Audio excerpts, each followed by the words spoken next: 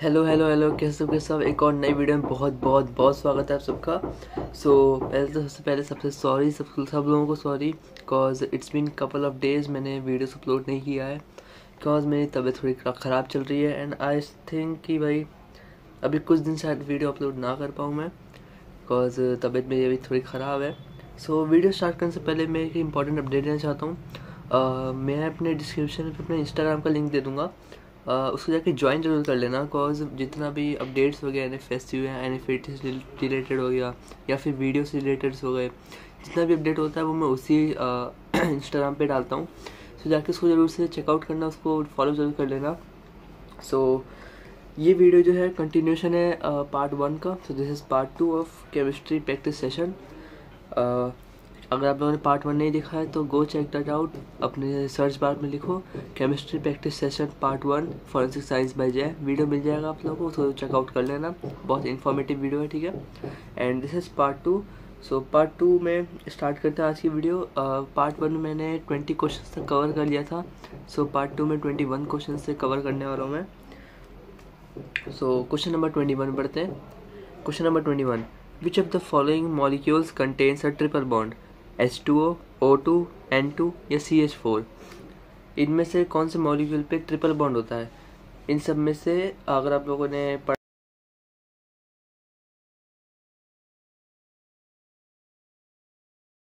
12th में होगा एक, वो अगर आप लोगों ने पढ़ा है तो it's option number 3 N2। Question number 22, doing expansion of which of the following will be true? Work done reversible less than work done reversible, work done reversible is greater than work done irreversible, pressure external is greater than pressure internal, या फिर all of the above.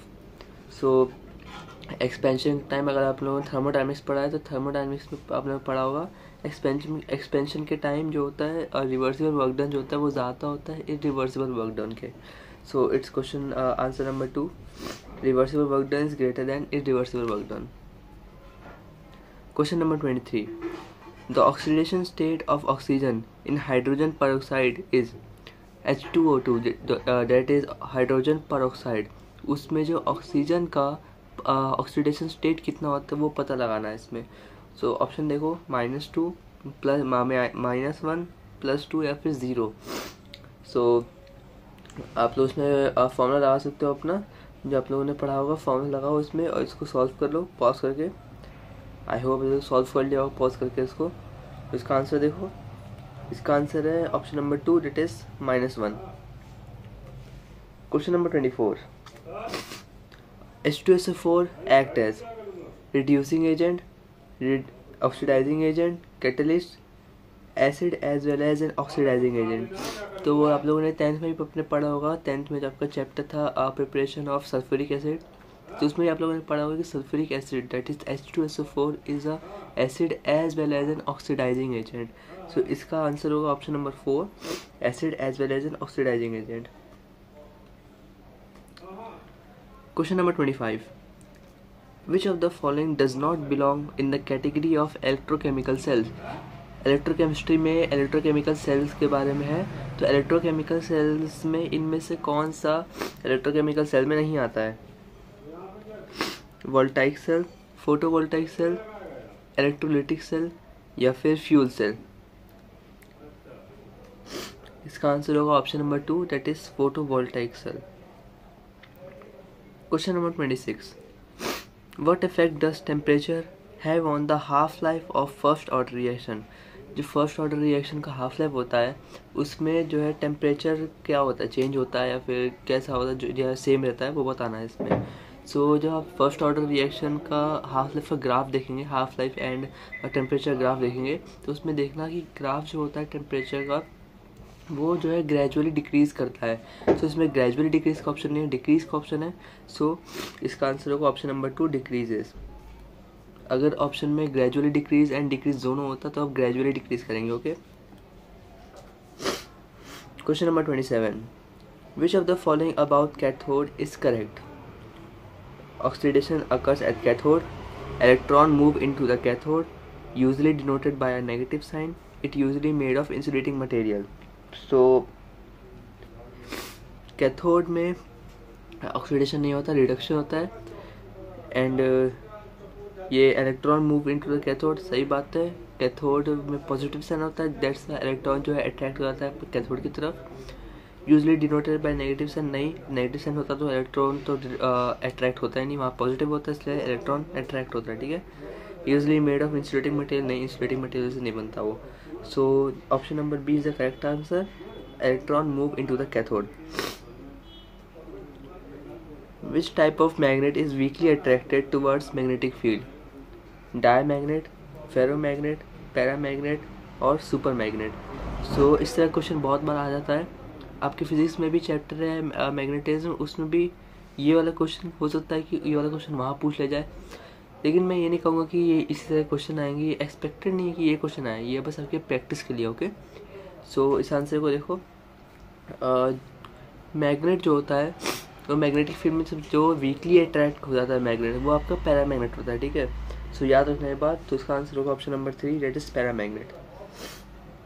Question number 29, which of the following quantum numbers specify subshell? Principal, azimuthal, magnetic या फिर spin. सो मैंने अपने पिछली video में cover किया था मैग्नेटिक क्वांटम नंबर्स वाला, तो इस वाले में सबशेल के बारे में पूछा है। तो सबशेल देखो, जो प्रिंसिपल क्वांटम नंबर होता है वो आप लोगों को ऑर्बिटल बताता है, मैग्नेटिक वाला ओरिएंटेशन बताता है, स्पिन वाला डायरेक्शन बताता है। सो एजीमुथल है जो सबशेल बताएगा, okay.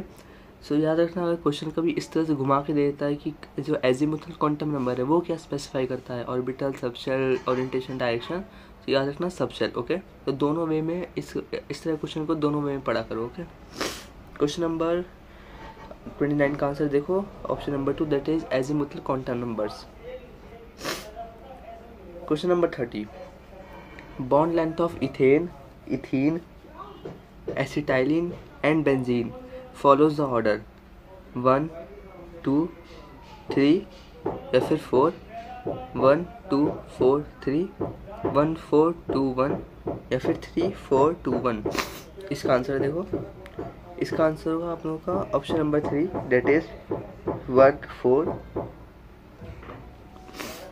I am really sorry, मेरी तबीयत बहुत ख़राब है आज, मैं जैसे जैसे वीडियो बना रहा हूँ भाई सही बता रहा हूँ। सो date is option number 3, 1, 4, 2, 3।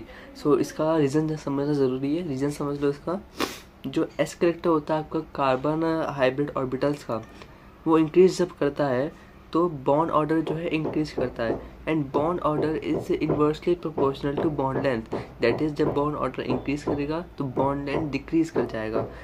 That's why जब जैसे कि आप देखो इथेन का जो इथेन होता है वो होता है sp3, benzene 1.67, ethene sp2, acetylene sp।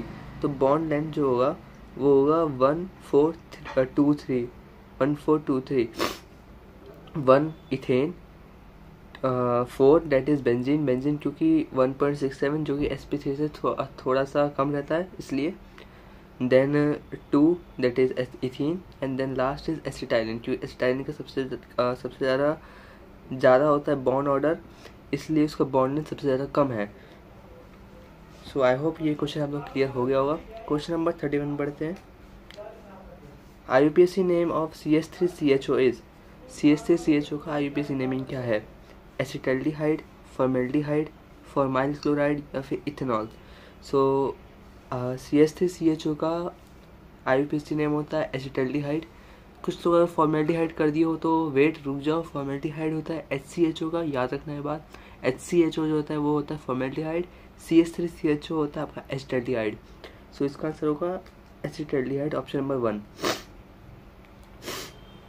Question number 32, action of caustic soda on aluminium hydroxide gives a compound with formula.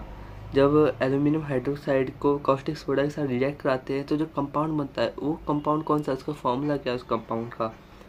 Al2OH4, Na2AlOH4, NaAlO2 या फिर Na3AlO2। सो इसका आंसर देखो, इसका आंसर है NaAlO2। इसका आप लोगों को रिएक्शन दिखा देता हूँ मैं एक बार, देखो। जब एल्यूमिनियम हाइड्रोक्साइड को जो हम कॉस्टिक सोडा के साथ रिएक्ट कराते हैं, that is AlOH whole thrice, जो एल्यूमिनियम हाइड्रोक्साइड होता है, एंड उसको हम लोग को caustic soda that is NaOH के साथ रिएक्ट कराते हैं, सो हम लोग को मिलता है NaAlO2 और 2 मॉलिक्यूल H2O के मिलते हैं। सो इसको तो हटा दो, इसका भी काम नहीं है। NaAlO2 हम लोग का मेन कंपाउंड बनता है। सो ये हम लोग को आंसर बताना था। सो बढ़ते हैं क्वेश्चन नंबर 33 पे। Question number 33, number of angular nodes for P subshell is. P subshell के लिए एंगुलर नोड्स कितने होते हैं? 2, नल मतलब 0, 1 या फिर -1। सो इस तरह क्वेश्चन आ जाता है बहुत बार। आप छोटे मोटे क्वेश्चन जैसे अभी एंगुलर नोड पूछा है, कि आप पता अगली बार आपसे रेडियल नोड पूछ ले तो आपको पता होना चाहिए। तो पी सबशेल के लिए जो एंगुलर नोड्स होता है वो आपके होते हैं 1 एंगुलर नोड्स होता है पी सबशेल के लिए। Question number 34, molecular geometry of SF3 is. SF3 का मॉलिक्यूलर ज्योमेट्री क्या है?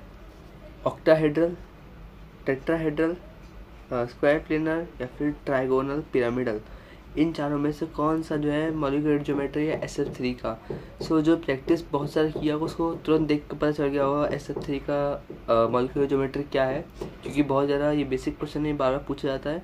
SF3 हो गया, BF3 हो गया, इस तरह क्वेश्चन अब लोग कभी कभी नीट में भी आ जाता है, छोटे छोटे क्वेश्चन नीट में आ जाते हैं, ठीक। तो जिसने प्रैक्टिस किया उसको तो पता होगा इसका आंसर क्या है। जिसने नहीं किया तो सीधे से सॉल्व कर लो, तुरंत सॉल्व कर लो, उसका आंसर आपको मिल जाएगा।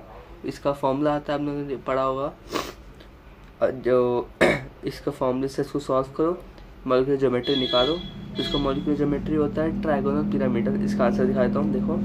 इसका आंसर है option number 4, that is trigonal pyramidal. Question number 35, and background sound आ रहा हो तो प्लीज़ इग्नोर इट, पढ़ाई में फोकस करना, ठीक है। बहुत सारा साउंड आ रहा है, कंस्ट्रक्शन का काम चल रहा है बाहर, that's why. So question number 35, which of the following has a coordination number as a feature? Coordination entity, ligands, central atom या फिर कोऑर्डिनेशन कंपाउंड। देखो इनमें से किस चीज़ का हम लोग कोऑर्डिनेशन नंबर निकालते हैं? जब आपने कोऑर्डिनेशन कंपाउंड चैप्टर पढ़ा होगा तो आपको पता होगा हम किस चीज़ से कोऑर्डिनेशन नंबर निकालते हैं। हम कोऑर्डिनेशन एंटिटी का कोऑर्डिनेशन नंबर निकालते हैं? नहीं। हम लोग लिगेंड्स का कोऑर्डिनेशन नंबर निकालते हैं? नहीं। हम लोग सेंट्रल एटम का कोऑर्डिनेशन कंपाउंड कोऑर्डिनेशन नंबर निकालते हैं? येस। कोऑर्डिनेशन कंपाउंड का कोऑर्डिनेशन नंबर निकालते हैं? नहीं। सो हम लोग कोऑर्डिनेशन नंबर जो है सिर्फ सेंट्रल एटम का निकालते हैं। सो सेंट्रल एटम का हम लोग कोऑर्डिनेशन नंबर निकालते हैं, that's why option number 3 is the correct answer, that is central atom. वापस कह रहा हूँ, बैकग्राउंड म्यूजिक आ रहा हो तो प्लीज़ इग्नोर इट, कंस्ट्रक्शन का काम चल रहा है, भयंकर वाला है यहाँ पे। सो इसको इग्नोर करो, सिर्फ पढ़ाई पे फोकस करना, okay. Question number 36, which of the following statement about coordination compounds bonding is incorrect? याद रखना, इनकरेक्ट पूछा, करेक्ट नहीं। गलती मत करना, क्वेश्चन ध्यान से पढ़ के आंसर करना, ठीक है। भले 90 मिनट मिल रहा है आप लोगों को, लेकिन क्वेश्चन को ध्यान से पढ़ना। इनकरेक्ट पूछा है, करेक्ट नहीं पूछा। Crystal field theory, VSEPR theory, valence bond theory या फिर molecular orbital theory. So coordination compound के बॉन्डिंग में क्रिस्टल फील्ड थ्योरी एकदम एप्लीकेबल है, सही है। वैलेंस बॉन्ड थ्योरी एकदम सही, मॉलिक्यूलर ऑर्बिटल थ्योरी एकदम सही। VSEPR थ्योरी नहीं होगा, ठीक है। VSEPR थ्योरी आप लोगों का केमिकल बॉन्डिंग में याद हो आप लोगों को, तो VSEPR नहीं होगा। इसका answer second option is incorrect, that is VSEPR theory. Question number 37, which of the following statement about SN2 mechanism is incorrect? SN2 mechanism के बारे में कौन सी बातें वापस इनकरेक्ट पूछा है? ये ध्यान रखना, इनकरेक्ट और करेक्ट में ध्यान रखना। इनकरेक्ट पूछा है तो इनकरेक्ट कौन सा है?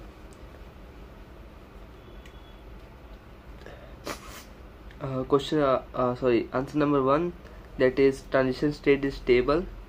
Option number 2, complete mechanism takes place in a single step. Option number 3, the rate of reaction depends upon concentration of both reactants. There is an inversion of compound. So SN2 and SN1 mechanism आप लोगों ने पढ़ा होगा, अगर तो आपको पता होगा SN2 में inversion of compound होता है। रेट ऑफ रिएक्शन जो है दोनों रिएक्टर की कंसंट्रेशन पे ही डिपेंड करता है, ये भी ट्रू बात है। जो कंप्लीट मैकेनिज्म है वो सिंगल स्टेप में हो जाता है, ये भी ट्रू बात है। जो गलत बात है इनमें से वो है the transition state is stable, unstable होता है ट्रांजिशन स्टेट। ओके, तो इसका गलत आंसर हो गया है वाला option number 1। Question number 38, bears reagent is which of the following. Bears reagent कौन सा इनमें से, acidified KMnO4, aqueous KMnO4, acidified K2Cr2O7 या फिर एल्कलाइन KMnO4। सो बेयर्स रिएजेंट कौन सा है, ये आप लोगों का DNF ब्लॉक से सवाल है। बेयर्स रिएजेंट होता है आप लोगों का KMnO4, जो कि एल्कलाइन होता है वो वाला KMnO4, ठीक है। सो इसका देखो एक एग्जाम्पल भी है। हमने एल्कीन लिया, एल्कीन को हम लोग रिएक्ट कराया बेयर्स रिएजेंट से, दैट इज एल्कलाइन KMnO4। सो हम लोग को डायोल मिलता है। सो आप लोगों ने अपने एल्डिहाइड कीटोन वाले चैप्टर में पढ़ा होगा ये वाला चीज़। एल्कीन को जब बेयर्स रिएजेंट के साथ जब रिएक्ट कराते हैं दैट इज एल्कलाइन KMnO4, तो एक डायोल हम लोग को प्रोडक्ट के फॉर्म में मिलता है। ओके, सो क्वेश्चन नंबर 39 पढ़ते हैं। As an electroplated protective covering what metal is used. So electroplated protective covering के लिए कौन सी मेटल यूज़ की जाती है। प्लूटोनियम, पहले ही कैंसिल कर दो, इस चीज़ को पहले ही कैंसिल कर दो। अगर प्लूटोनियम या यूरेनियम ये दोनों ऑप्शन आता है तो पहले कैंसिल कर दो, क्योंकि प्लूटोनियम जो होता है एक बहुत ही हाईली रेडियो एक्टिव सब्सटेंस है, रेडियो एक्टिव एलिमेंट है। फॉर योर बेटर इन्फॉर्मेशन एक मैं बता देता हूँ, आप लोग जो नमक का दाना होता है, लाइक नमक होता है उसका सिर्फ एक दाना जो होता है एकदम पिद्दी सा दाना होता है, सिर्फ वो एक दाना जो होता है वो कम से कम 5 करोड़ लोगों को मारने का शक्ति रखता है प्लूटोनियम, है ना। प्लूटोनियम अगर उतना ले लिया जाए that is 2 gram of plutonium. So 2 gram of plutonium जो होता है 5 करोड़ पीपल को मार सकता है आराम से। सो बहुत ज़्यादा रेडियो एक्टिव होता है, इसको पहले कैंसिल कर दो। निकल नहीं, आयरन भी नहीं, क्रोमियम होगा। सो DNF ब्लॉक में आप लोगों का ये वाला सवाल है। सो याद रखना DNF ब्लॉक में क्रोमियम पे ध्यान देने का, क्रोमियम में एक्सेप्शन है DNF ब्लॉक में। एंड एक्सेप्शन केमिस्ट्री की खूबी है, ठीक है। केमिस्ट्री है तो एक्सेप्शन से सवाल आते ही है। एंड NFSU एक्सेप्शन पे बहुत ज़्यादा वो करता है, इसको प्यार एक्सेप्शन से, ठीक है। वो एक्सेप्शन से सवाल देता है, ठीक है। सो इसका आंसर होगा answer number 2 that is chromium. Question number 40, which of the following reaction below can result in ketones. इनमें से कौन सा रिएक्शन जो है कीटोन्स एक प्रोडक्ट के फॉर्म में बनाता है। ऑक्सीडेशन ऑफ प्राइमरी अल्कोहल्स नहीं, ऑक्सीडेशन ऑफ प्राइमरी अल्कोहल्स जो होता है वो एल्डिहाइड बनाता है। Oxidation of secondary alcohols yes ketone बनाता है। Dehydrogenation of secondary alcohols yes ये भी कीटोन बनाता है। तो that is answer is both B and C, यानी कि ऑक्सीडेशन और डिहाइड्रोजनेशन सेकेंडरी अल्कोहल का वो दोनों जो है कीटोन बनाते हैं। इसका रिएक्शन देखो, पहला रिएक्शन है oxidation of secondary alcohol. So propane 2 का ऑक्सीडेशन हुआ है तो प्रोपेनोन बना है दैट इज एसीटोन, ठीक है। तो एक कीटोन बना है। एंड सेकेंड वाला रिएक्शन देखो, सेकेंड वाले रिएक्शन में डिहाइड्रोजनेशन हुआ है, डिहाइड्रोजनेशन हुआ है सेकेंडरी अल्कोहल्स का in the presence of copper with 573 kelvin temperature. So ketone बना है एंड एक H2O का मॉलिक्यूल बना है। तो H2O का मॉलिक्यूल करो साइड, काम नहीं है उसका। हम लोग को मेन प्रोडक्ट मिला कीटोन का, ठीक है। सो आई होप यही तक का भी सवाल है। 40 तक सवाल थे इस वाले सेशन के अंदर। सो अभी आई थिंक कुछ टाइम वीडियो नहीं आ पाएगा, मैं बड़ी मुश्किल से वीडियो बना रहा हूँ, सही बता रहा हूँ। दवाइयाँ खा के वीडियो बनाई है मैंने अभी। So please coordinate with me, मैं कुछ टाइम बाद वीडियो ज़रूर लेके आऊँगा। थोड़ा वेट करना, एक साथ 2-3 वीडियोज़ मैं अपलोड तुरंत करने लगूँगा, ठीक है। वीडियोज़ बनाऊँगा मैं, लेकिन थोड़ा मेरे को टाइम चाहिए अभी। एंड प्लीज़ जाके डिस्क्रिप्शन में लिंक होगा उसका इंस्टाग्राम का, प्लीज़ उसको फॉलो कर ज़रूर से कर लेना फॉलो, क्योंकि सारे अपडेट मैं वहीं पे देता हूँ। वीडियो अपलोड कब होगी, कैसे होगी, या फिर NF80 से रिलेटेड कौन सा चैप्टर में वो कवर करना चाहिए, या फिर मुझे आप लोग सजेशन लेना है अगर कि मैं अगला वीडियो किस टॉपिक बनाऊँ, तो प्लीज़ वहाँ पे सजेशन देना, ठीक है। सो आज की वीडियो के लिए इतना ही। ज़्यादा इसलिए मैं कभी कभी वीडियो ज़्यादा लंबी नहीं करता हूँ, 30-30, 40-40 मिनट की। कोई बच्चा बोर हो जाता है, ठीक है, बोर जाएगा बच्चा कोई भी होगा, इसलिए 19-20 मिनट काफ़ी है मेरे लिए। सो जल्दी मैंने कवर कर दिया, ऑलमोस्ट 20 मिनट हो चुका है। सो बस आज की वीडियो के लिए इतना ही। तब तक के लिए बाय बाय, टेक केयर। मेरी तरह बीमार मत पड़ो, आराम से पढ़ाई करो, ठीक है। बाय बाय, और अच्छे से पढ़ाई करना, मन लगे। बाय।